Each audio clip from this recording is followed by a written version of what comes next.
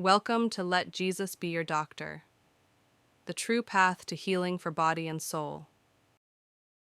Imagine being completely lost in a dense, dark forest. Oh, wow. Like the sun is fully gone down, the temperature is dropping fast, and you have absolutely no idea which direction leads back home. Just total disorientation. Exactly. So you do what, anyone would do. You call out for help. Right. You shout until your throat is completely raw, and then you stop and you hold your breath. Just waiting For a response. You're waiting for a voice to say, I'm over here, or stay where you are, I'm coming. But all you hear is the wind through the branches. Absolute suffocating silence. And in that specific moment, your primitive brain immediately reaches this terrifying conclusion, right? You're alone. You have been abandoned. No one is coming for you. It is, honestly, it's the most visceral, terrifying experience of human existence. Yeah. And that panic, it isn't just psychological. It's a deep physiological fight or flight response. I mean, when we cry out into the void and the void doesn't answer us, our entire foundational sense of safety just shatters. It totally shatters. And that is exactly what we are stepping into today. Welcome to our deep dive. Thank you. It's good to be here. Today, we are exploring a really profound, heavy, and honestly universal spiritual theme. The theme is, when God is silent, trust in times of trial. Such an important topic. It really is. We are stepping out of the noise of, constant information today and into a space that is quiet, contemplative, deeply reverent. We're slowing things way down today. Exactly. Our mission today is to sit with you, the listener, in those agonizing phases of life where the divine presence feels completely absent. We want to understand how to actually navigate that dark forest. Right. Like, how do we let Jesus be the doctor for both body and soul when the waiting room is completely empty and the doctor won't even call our name? Well, I think it requires a massive paradigm shift. Because normally when we face a crisis, we look for immediate action. Yeah, absolutely. We want a quick fix. We want visible movement. We want answers right this second. But today, we are forcing ourselves to look at the spaces in between. That agonizing stretch of time when the heart cries out for an intervention and heaven seems to just remain completely still. Yeah. And to do this, we are relying on some incredibly powerful spiritual prescriptions from our source material today. And these aren't just theoretical, right? No, not at all. We aren't just looking at dry academic theology here. We're Every time. But what if this silence is actually the ultimate necessary space for faith to take root? What if it isn't an absence at all, but just a different kind of presence? Oh, that's a huge shift. Right. Think about a massive oak tree in the absolute dead of winter. If you look at it from above ground, it looks completely dead. Stripped bare. Strip of its leaves, the branches are brittle, it's freezing in the cold, and it looks, entirely abandoned by the sun. Now, if that tree had consciousness, it would probably feel like it was being punished. It would feel like the warmth of the universe had just forsaken it. But if you could look underground, beneath the frost line, in the absolute pitch black dark, a totally different reality is happening. A completely different process. Exactly. Those roots are frantically, desperately growing deeper. Because the surface water is frozen solid, they have to push through hard, unforgiving soil to find that deep, hidden water table. Right. So the winter isn't a punishment for the tree. It is the most essential season of its life. It's the season of root growth. If the tree didn't go through the harsh, silent deprivation of winter, its root system would be incredibly shallow, and it would just blow over the second the violent spring storms arrived. That is so powerful. The silence of God is the winter of the soul. I love how you phrased that. Well, that analogy perfectly captures the unseen mechanics of spiritual trials.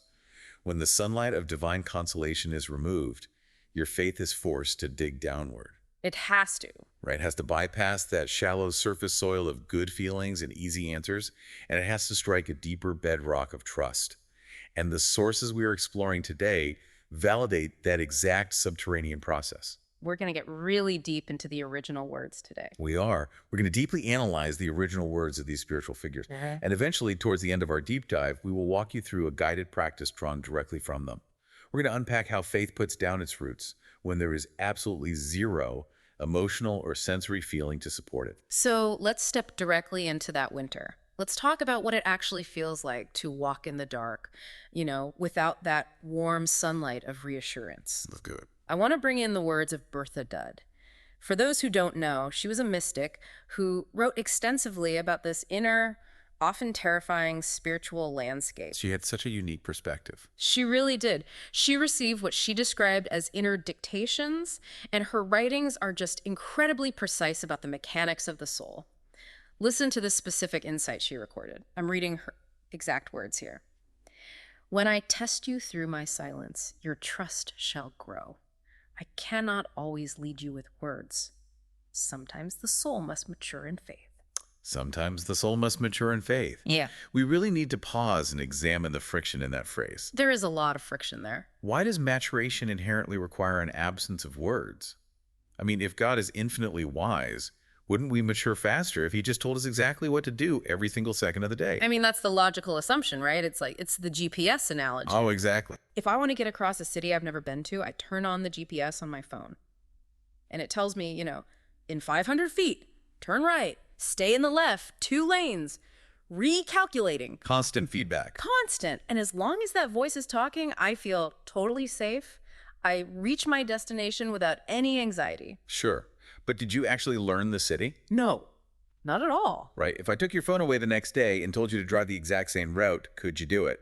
Probably not. I wasn't paying attention to the landmarks or the cardinal directions or anything. I was just outsourcing my navigation to the voice. Exactly. You are dependent, not mature. Yeah. If you are constantly given instructions, you are merely following orders. Yeah. You aren't internalizing the landscape. Oh, yeah. This is the core psychological reality of spiritual maturation. If God always led us with clear, undeniable, booming instructions, our obedience would just be a matter of simple logic and immediate consequence. We'd be robots. Exactly. We would just be following the GPS. The silence is the moment the GPS cuts out. It's the removal of the training wheels. And that's terrifying. It is. Suddenly, you are forced to stop looking outward for an immediate command, and you must start calibrating an internal compass. You have to rely on the landmarks you observed when the sun was shining. You have to ask yourself, what do I know to be true about God's character, even when he isn't giving me the next step? But man, that transition from the voice guiding you to the voice just going totally quiet, it feels terrifying. It feels like you've been dropped in the middle of the ocean. It absolutely does. But that terror is the necessary growing pain of a maturing soul. It is the agonizing process of moving from a child who needs constant supervision to an adult who understands the heart of their parent.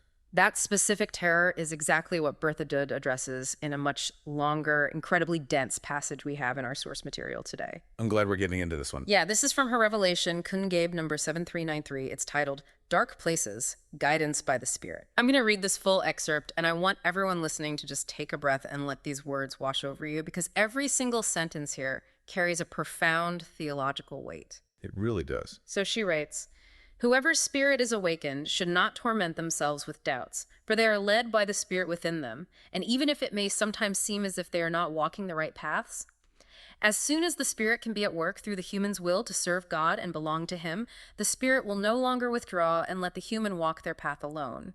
And then it can truly be assumed that the paths the human takes are right. That the earth pilgrim must sometimes walk through dark places does not prove that this path is wrong, for the human must pass through the darkness as long as their soul is not exclusively a resident of the realm of light, as long as it still dwells on this earth. And every test of faith, every trial of the will, is always a wandering through dark paths, which the human can nevertheless walk without fear, because they are led by the Spirit, which is, after all, a part of the Heavenly Father, and therefore never lets the human go astray. The architecture of that passage is just brilliant. It's dense, but it's beautiful. It directly confronts the deepest, most paralyzing anxiety of the spiritual life, right? The fear that we have somehow ruined the plan. The fear that the darkness means we were disqualified. It is beautiful, but I have to push back here for a second. Okay, go. I just have to voice the very raw human friction against this idea. Yeah. Because it is one thing to sit comfortably in a quiet room like we are now and read that we shouldn't torment ourselves with doubts. Right. It sounds lovely in theory, but human nature absolutely craves reassurance. When we are actually out there in the dark forest, when the medical diagnosis comes back bad, when the bank account is completely drained, when a relationship just shatters and heaven is utterly silent, every single shadow looks like a monster. It does. So how on earth do we distinguish between actually wandering off the path and heading towards a cliff versus just walking through a dark part of the right path? Because in the moment, They feel exactly the same. That is the ultimate crucible. That right there. And if you look closely at Dud's text, she actually provides the exact diagnostic tool for that moment of panic. She gives us the anchor. Okay, where is it? The key lies in one specific condition she mentions. She says, as soon as the Spirit can be at work through the human's will to serve God and belong to Him, the anchor isn't a feeling of peace. It isn't a sudden burst of clarity. So what is it? The anchor is intention. Intention. So the underlying motive of the heart is what keeps us safe. Yes, intention is everything in this framework. It's not about feeling righteous. It's not about having a flawless track record or seeing the path 10 steps ahead. It is about the fundamental underlying desire of your will. Wow. If you strip away all the confusion and all the fear, is your core desire to serve God? Is your deepest will to belong to Him? If the answer is yes, then Dut is assuring you that the internal spirit has something to work with. It will not withdraw.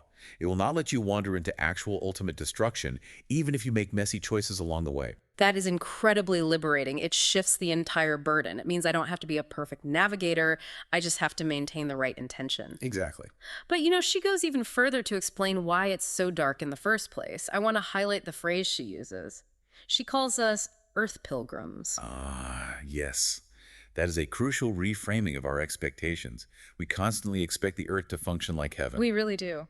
We want it to be perfect. But Dud writes, for the human must pass through the darkness as long as their soul is not exclusively a resident of the realm of light, as long as it still dwells on this earth. So she is basically outlining the basic geography of human existence. Exactly. The earth is a compromised environment. It is not the realm of exclusive light.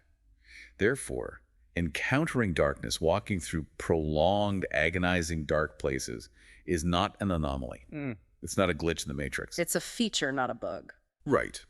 And most importantly, it is not a sign that you made a wrong turn or that God is actively punishing you. It is simply the geography of the earth.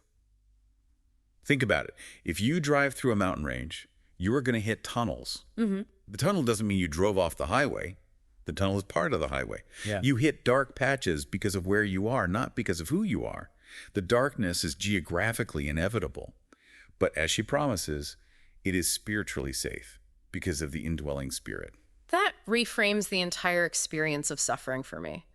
The darkness isn't a barricade with a neon sign flashing, you failed, go back. It is just a tunnel on the right road. Exactly. Just a tunnel. But that brings up another massive practical challenge. Let's say we accept that we are in the tunnel. We accept that the darkness is just part of the geography. If we are walking through this tunnel and we literally cannot see the path in front of us and we cannot hear a voice guiding us, what is actually sustaining us? That's the big question. Right. Because humans need fuel. How do we keep moving forward without any sensory feedback to tell us we are going to be okay? And I think this leads us directly into the teachings of the mid-20th century healer Bruno Groening.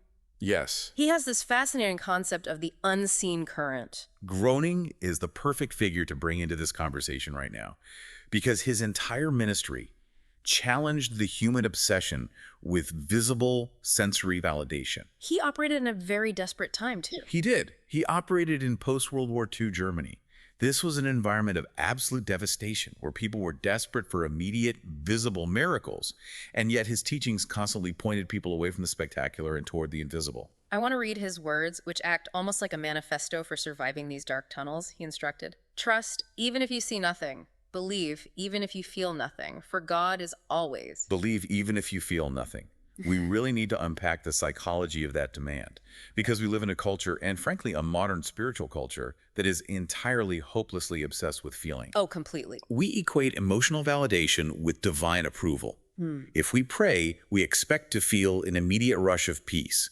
If we seek healing, we expect to feel a warm, tingling energy. If we go to a church service, we expect the music to give us literal goosebumps. We treat God like a cosmic vending machine. Yes. A vending machine. Seriously. I put the coin of my prayer into the slot, I pull the lever of faith, and I expect an immediate, tangible product to drop down into the tray. I want a rush of endorphins, or a sudden sense of absolute clarity, or a miraculous check in the mail. And when the product doesn't drop, when I don't feel it, I immediately assume the machine is broken. Or empty. Right. Or worse, I assume the machine is completely empty and there's no God inside, so I start kicking the machine. That is exactly what happens. And the profound, subtle danger there is that we end up worshiping our own neurochemistry rather than worshiping God. Oh, wow. Worshipping our neurochemistry. We are worshiping the dopamine hit of feeling spiritual. If our faith is tied solely to our emotional state, then our faith will be as wildly unstable as our moods. That's a scary thought. It is. You will feel deeply, passionately faithful on a Tuesday when you get a promotion at work and the sun is shining. And you will feel entirely abandoned like a complete atheist on a Thursday when you get a terrifying medical bill and it's raining out. It's a roller coaster. Groaning is systematically stripping away that emotional dependency. He is stating a hard, objective, unchanging reality. For God is always. The existence of the divine and the presence of the divine in your specific life are not contingent on your nervous system's ability to perceive him. It makes me think of an analogy. Imagine you are standing in the middle of a vast, parched desert. The ground beneath your feet is cracked, bone dry, and just completely lifeless. The sun is beating down on you. Okay, I'm picturing it. If you judge the reality of your environment only by what you could feel and see on the surface in that exact moment, you would swear the earth was entirely barren. You would say there was no water here and there never will be. Because your senses are telling you there's nothing. Right. But deep beneath the desert floor, hundreds of feet down, there is a massive subterranean river. A surging, roaring underground aquifer. You can't see the water. You can't hear the rushing of the current. The surface dirt in your hands is completely dry. But that unseen river is surging underneath you regardless of your perception. It is holding the geological structure of the earth together. It is nourishing deep, ancient root systems miles away. And eventually, it is the exact life-saving source that will feed the well when you dig deep enough. That visual captures Groening's theology perfectly, because he speaks explicitly about this subterranean movement. He says in another quote from our sources, even if a person feels nothing, the divine current continues to flow. The divine current. I love that. It's like electricity in a wire. You look at a power line and it just looks like a dead piece of metal. You can't see the electrons moving, but the voltage is there, silently sustaining the entire grid. Yes. And Groening's specific concept of healing, which he called the Heilstrom, or the healing stream, it relies entirely on trusting this constant invisible flow. He pushes back against our desire for the lightning strike. We all want the lightning strike. We do. We want the sudden, dramatic, undeniable miracle that we can feel in our bones and tell our friends about. Yeah. But the divine current usually operates through profound patience, through silence, and through steadfastness. Yeah. Think of the difference between a lightning strike and a river. A lightning strike is spectacular, right? It flashes, it booms, it destroys the tree, and then it's gone in a millisecond. But a river seems slow. It seems unremarkable day to day. Just a steady trickle sometimes. Exactly. Yet over time, a river can carve the Grand Canyon. True spiritual healing, true transformation of character is an ongoing current. It is the slow, steady erosion of our brokenness, our trauma, and our ego by the continuous flow of divine grace. I love the river carving the canyon analogy. That's beautiful. But if we were being totally honest, that flow is so agonizingly slow. It feels that way, yes. If this healing current is always flowing, if the subterranean river is always there, why does it feel like absolute torture during our trials? When you are in physical or emotional pain, a single minute feels like an hour. When you are waiting for an answer about your future, a week feels like a decade. Oh, time distorts completely. It does. So why does the divine current move at a pace that frustrates our human brains so deeply? Like, why the delay? This is where we have to confront the concept of divine timing. And I would argue this is perhaps the single most difficult aspect of trusting in the silence. It is one thing to trust that God is there. It is another entirely to trust his watch. Trusting his watch. That's good. Our sources today provide a profound collection of thoughts on the pace of peace and the divine rhythm. We need to look closely at these because they represent a unified wisdom spanning thousands of years, different continents, and completely different spiritual traditions. They all arrived at the exact same conclusion about time. Let's really take our time with these voices. I want to start with the oldest text we have today. It's an ancient anchor from the wisdom literature of the Bible. Ecclesiastes chapter 3, verse 1, everything has its time, and every purpose under heaven has its hour. If you truly let the weight of that verse sink in, there is an immense physical relief to it. It is the absolute surrender to a timeline we do not control. Think about how much of our modern anxiety is generated by the belief that we are behind schedule in life. We all have that imaginary ticking clock in our head. You all do. Like, I should be married by 30. I should be at this level in my career by 40. I should be over this grief by now. I should be healed by now. Precisely. We impose an artificial, highly anxious timeline onto our spiritual and emotional development. But Ecclesiastes reminds us that there is a sovereign architecture to time itself. Every purpose under heaven has its hour. The winter cannot be rushed into spring, no matter how much you yell at the snow. The period of silence in your life has its allotted hour, its specific duration required to do its work. Trying to force it to end prematurely, trying to manifest your way out of the trial before the lesson is learned, is like trying to pry open the petals of a flower before it is naturally bloomed. You just break it. You don't get a faster blossom, you just destroy the flower. That perfectly sets up the next insight from our sources. This is from the 15th century monk and writer Thomas à Kempis. He wrote an incredibly sharp, convicting observation. Haste ruins the soul. He who walks in peace reaches the goal with God. Haste ruins the soul. What a violently accurate phrase for the 21st century. It really is. We live in a hyper-accelerated world that practically worships haste. We have Amazon Prime next-day delivery, high-speed fiber internet, instant messaging where we can see the little bubbles showing someone is typing back immediately. We swipe through thousands of videos an hour. We have literally rewired our neurological pathways to expect immediate resolution to every desire, every question, and every problem. And we drag that consumer pacing right into our spiritual lives. We do. We expect Amazon Prime spirituality. Amazon Prime spirituality, that's exactly it. And Tom à Kempis warns that this haste isn't just slightly inefficient or misguided, it is actively destructive. It ruins the soul. Why? Because haste implies a violent rejection of the present moment. Haste is rooted in the beliefs that here is bad and there is good, so I must get there as frantically as possible. So we miss the lesson of... Exactly. When we are hasty in our spiritual trials, we're essentially telling God that his current pacing is unacceptable. We are saying that our anxiety knows better than the divine rhythm. To walk in peace means actively accepting the speed at which the current is flowing today, even if it feels like a mere trickle. It means deciding not to panic. This connects beautifully to the words of the 20th century mystic Louisa Picaretta. She offers a lens that completely dwarfs our human anxiety. She wrote, "In the divine will, every action is in harmony with eternity, without haste, without force, in the flow of love." We need to unpack what it actually means to be in harmony with eternity. It sounds incredibly poetic, but it's actually a profound shift in physics and perspective. How so? Well, when you view your current suffering or your current period of silence through the microscopic lens of a single week, it feels unbearable. It feels like it will last forever. But if you zoom out, if you view your soul's development through the macro lens of 10,000 years of eternity, the frantic urgency of earthly anxiety simply dissolves. It just disappears. If you genuinely believe you have forever to exist in the love of God, why are you rushing this Tuesday?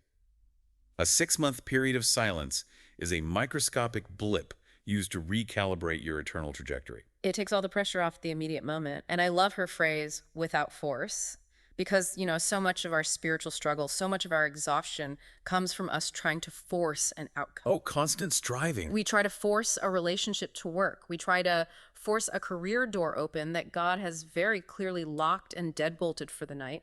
We throw our entire body weight against the door, bruising our shoulders, exhausting our spirits, and getting angry at God that it won't budge. But Picaretta says that in the divine flow, there is no force. There is only a yielding. There's only surrender to the current. And how do we know if we are trying to force something versus following the current?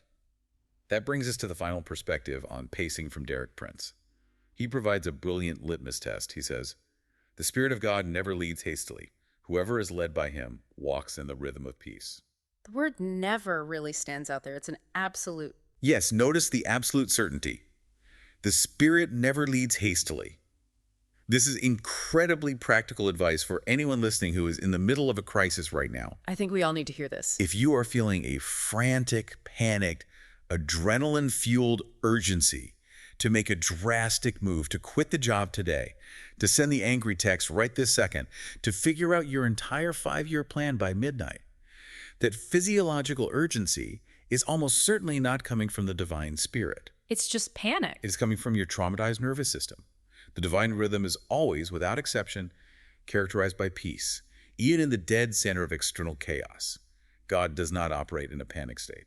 So if we synthesize all of this across the centuries, From the ancient wisdom of Ecclesiastes to the monastic discipline of a Kempis to the mystical visions of Picaretta to the practical theology of Derek Prince, there is a unified, undeniable truth here. A consensus. True healing, true maturation of the soul, and true divine connection only happen when you deliberately choose to breathe in this divine rhythm.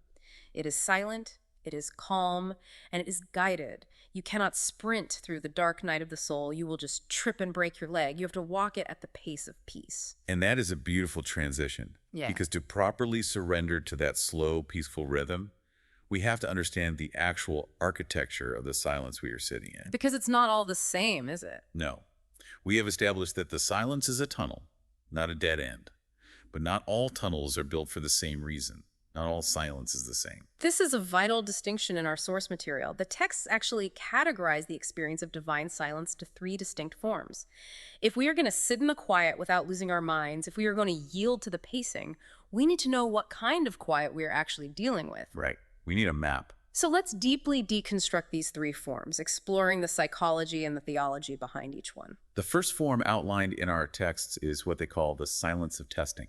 And the sources bring in 2 heavy hitters to explain this.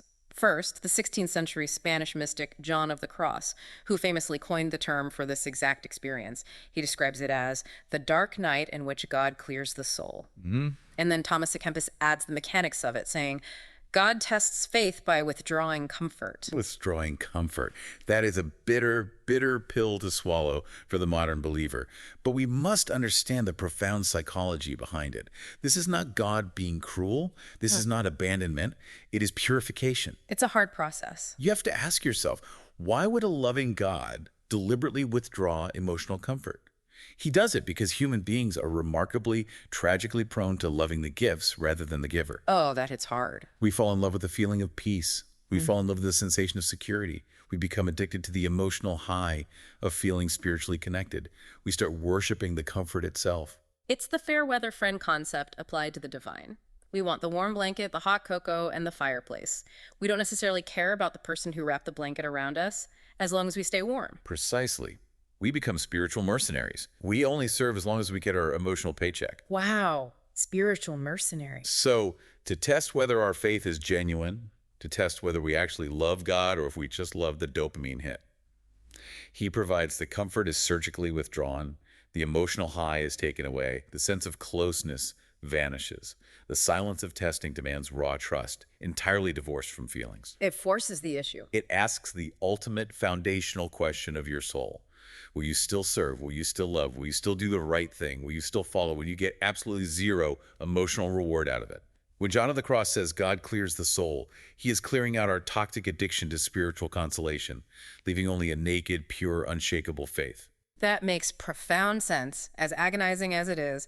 It's the ultimate stress test for the foundation of the house, which leads us perfectly into the second form, the silence of preparation. Yes, the building phase. Here, our source material turns again to Louisa Picaretta. She offers this image. When God is silent, he builds in secret. Now, I'll be honest, I struggle with this one on a practical level. Why is that?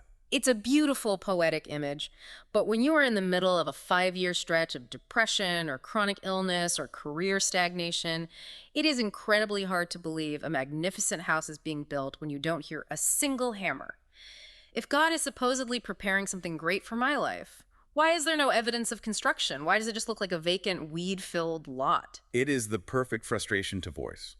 And the answer lies in understanding how truly monumental structures are actually built. If you're building a flimsy temporary structure like a garden shed, you start hammering wood right away above ground. It's highly visible, it's noisy, and you see obvious progress on day one. Right. But if you are building a 100-story skyscraper, the process looks entirely different, and frankly, it looks like destruction. How so? For months, sometimes years, you don't see anything rise above the ground.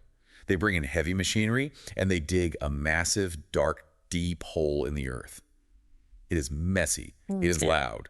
To a passerby who doesn't understand architecture, it looks like the site is being destroyed. Just a giant pit. And then, quietly, deep underground where no one can see, they pour thousands of tons of concrete and lay impossibly complex matrices of steel rebar. They are laying the foundational work. Yes, the deepest, most critical structures are laid quietly underground before anything ever rises into the skyline. The principle is this. The height of the building is entirely dependent on the depth of the foundation. Oh, that's profound. If the foundation isn't perfectly prepared, if they rush it and start building upward too soon, the skyscraper will literally collapse under its own weight in the first windstorm. When God is building in secret, when he is subjecting you to the silence of preparation, he is digging a massive hole in your life. He is pouring a foundation for responsibility, a calling, or a blessing that your current character, your current level of faith cannot yet support. He's making room. He is preparing your internal infrastructure to hold the weight of what is coming. The lack of hammer sounds above ground doesn't mean work isn't happening. It means the work is happening at a depth you cannot currently perceive. That is a staggering paradigm shift. It means the longer the silence, the deeper the foundation is being dug. The longer the wait, the heavier the glory that is coming. Exactly. It recontextualizes the waiting entirely. Which brings us to the third and final form outlined in our deep dive today. The silence of correction. And I want to emphasize right away, based on the theology of our text, this is not a petty punishment. It is not God giving you the silent treatment because he is mad at you. Right. Our source points to the book of Isaiah, chapter 45, verse 15, describing this reality. God is a God of silence and hidden ways. We often think of divine correction as a loud, booming voice from the clouds telling us we are doing something wrong.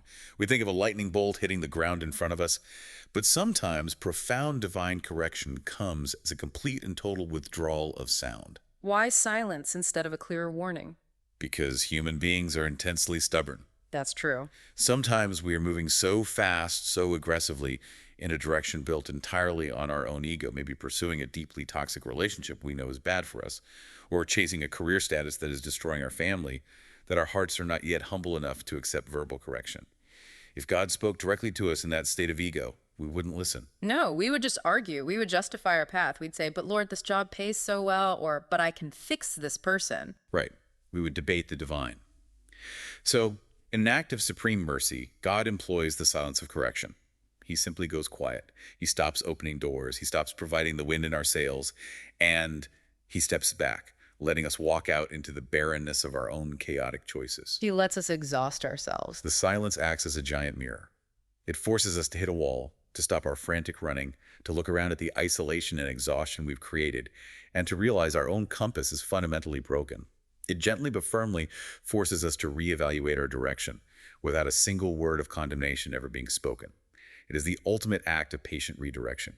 He lets us exhaust our own ego so we are finally quiet enough to listen. So we have the silence of testing, to burn away our addiction to feelings and purify our motives. We have the silence of preparation, the deep underground digging to build our foundation for what's next. And we have the silence of correction, the mirror that reflects our own stubbornness and patiently redirects our path. That's the architecture. Understanding this specific architecture is profoundly comforting. It means the void isn't empty, it is highly purposeful. The darkness is actively working on your behalf. It really is. Now, understanding the philosophical theory of silence is one thing. We can talk about analogies all day, but as we promised at the very beginning of this deep dive, our sources today are not just theoretical, they are practical, spiritual prescriptions. We are going to move right now from analyzing the concepts to actively practicing them together. This is the pivot point. This is where intellectual knowledge must be translated into applied wisdom, because knowing about the silence doesn't save you. Yielding to it does. To everyone listening to us right now, we are going to walk through a guided practice drawn directly from the structure of our source material. We are going to read the specific instructions, the meditations, and the prayers. We are going to implement long, deliberate pauses. It's important to really participate if you can. I want to offer a quick caveat. If you are driving right now or operating machinery, please just listen to our voices, let the words wash over you, and keep your eyes on the road. You can always replay this segment later. But if you are in a place where you can safely stop, if you are sitting in your living room or taking a walk or lying in bed, I invite you to fully participate. Give yourself permission to step fully into this space we are creating. Let's really slow down here. Yes, just breathe. Let us begin with step 1. Entering the silence. Please sit comfortably. Let your shoulders drop away from your ears. Take a deep, slow breath in through your nose. Hold it for just a second and let it out calmly through your mouth. Settle into the physical space you occupy right now. Now we'll read this prayer. Speak these words internally, allowing them to become the genuine expression of your own heart. Lord, I come into your presence even if I do not feel you. As we enter step 2, understanding the silence, I want to gently remind your soul of the truths we have uncovered today. This heavy quiet you are experiencing in your life right now does not mean God is a million miles away. It does not mean he is indifferent to your pain, your tears, or your exhaustion. And it certainly does not mean that you did something irreparably wrong to chase him away. Remember the words of Bertha Dude, written specifically to anchor you in moments exactly like this. When I am silent, I want to test and strengthen your love. Your love is being strengthened, not discarded. We move to step 3, letting go of inner resistance. This is a physical act of surrender. I invite you to gently place a hand over your own heart. Feel the physical reality of your chest rising and falling. Feel the steady rhythm of your own pulse. You are alive. You are sustained. Now speak this surrender internally. Lord, I let go of my demand to have to feel you. Take a deep breath in, and as you exhale, imagine the actual physical tension of your expectations, the white-knuckled grip you have on needing an immediate answer flowing out with your breath. Let the demand go. Now say, I trust that you are working, even if I don't see it. Notice what happens in your physical body when you say those words and mean them. That specific surrender, the conscious relinquishing of the demand for sensory proof, the dropping of the expectation that God must perform a miracle on your schedule, it turns the hard, suffocating, terrifying wall of silence into an open, expansive space. The silence is no longer an opponent you are wrestling to the ground. It becomes a quiet room you are safely resting in. We move to step 4, recognizing the forms. Keeping your eyes closed, ask yourself this question gently without forcing an immediate answer. Which form of silence am I experiencing right now? Lord, what do you want to tell me through your silence? Search your current season. Is it the purification of testing, burning away your reliance on emotional highs? Is it the deep, messy foundation building of preparation, making you ready to carry a heavier calling? Or is it the gentle, firm redirection of correction, saving you from your own ego? Just hold the question in the quiet. We now enter step 5, the prayer pause. Adjust your posture. Sit up slightly straighter, allowing a sense of dignity, readiness, and surrender into your physical body. Speak this final surrender. Jesus, I give you my thoughts. I don't need answers. I need you. In just a moment, we're going to pause this audio for 30 seconds. Sit in the complete, absolute quiet of whatever room you are in. Do not ask for anything. Do not try to solve your problems. Simply rest in the unseen current. We will be right here when the time passes. Pause now. As you slowly return your awareness to our voices, carry with you the profound assurance of Derek Prince from our texts. Faith is trust in God's character, not in my perception. Let this be your steadying, unbreakable mantra for whatever challenges you face today. Thy will be done, even in your silence. This brings us to step 6, everyday practice, which the source material beautifully calls the step without feeling. When this deep dive ends and you re-enter the noise of your regular life, I ask you to pick one very small, specific action for today. It does not have to be a monumental, life-altering decision. It could be making a difficult phone call you've been avoiding. It could be choosing to internally forgive a small slight from a coworker. It could be organizing a chaotic corner of your room or speaking a simple blessing over your family. When you step forward to do this action, speak this prayer. I do not do it because I feel it. I do it because it is right, Lord. That specific mechanism acting entirely without the fuel of emotional validation is exactly where the winter roots grow the absolute deepest. When the righteous action is completely divorced from the emotional reward, it transcends human habit and becomes an act of pure, forged in the dark faith. Finally, step 7, the closing prayer. I'm going to read this final prayer from our sources slowly and powerfully. Let these words wash over you, let them settle into your foundation, and let them seal the internal work of the time we've spent together today. Lord Jesus Christ, I trust you even in silence. I believe that you are with me even when I do not feel you. Purify my faith from any dependence on feeling. Teach me to trust you, not my moods. Your silence is not absence, but an invitation to believe more deeply. And that, ultimately, is the core, blazing takeaway of everything we've explored in our profound sources today. When God is silent, he is not ignoring you. He has not walked out of the room. He is listening. He is listening to your trust. He is watching the roots grow. And where your trust remains, even in the darkest, coldest, most agonizing winter of the soul, God is absolutely, unshakably, undeniably present. The current is always flowing. Before we close, I want to take a brief moment to acknowledge the beautiful atmospheric soundscape that helped hold our quiet space today. The ambient music that accompanied our deep dive is from the artist Kevin MacLeod, specifically his brilliant tracks Deep Relaxation and At Rest. It is a profound reminder to me of how music, even entirely without words, can bypass our anxious brains, help steady a restless nervous system, and create an acoustic sanctuary for healing. It's wonderful how music can do that. It really is. As we prepare to transition out of this contemplative space and back into the fast-paced rhythm of your day, I want to look forward just a bit. Our source material points toward a massive future concept that naturally follows this trial of silence. The divine plan, everything has its meaning. A huge concept. I want to leave you with a final, provocative, lingering question. Something for you to ponder alone in the quiet moments as you carry this piece with you today. If it is true that everything has its time, if everything truly has a masterful, intricate meaning in the divine plan, what is the specific, hidden, glorious purpose of the terrifying silence you are sitting in right now? That's the question. Could it be that the very moment you feel the most desperately disconnected, the moment you feel the most utterly alone in the dark forest, is actually the exact, precise moment that the deepest, most unbreakable connection to the divine is being permanently forged in the dark? Thank you for trusting us today and for sharing this incredibly sacred, quiet space with us. May you carry this peace and the absolute certainty of the unseen current into every part of the day ahead.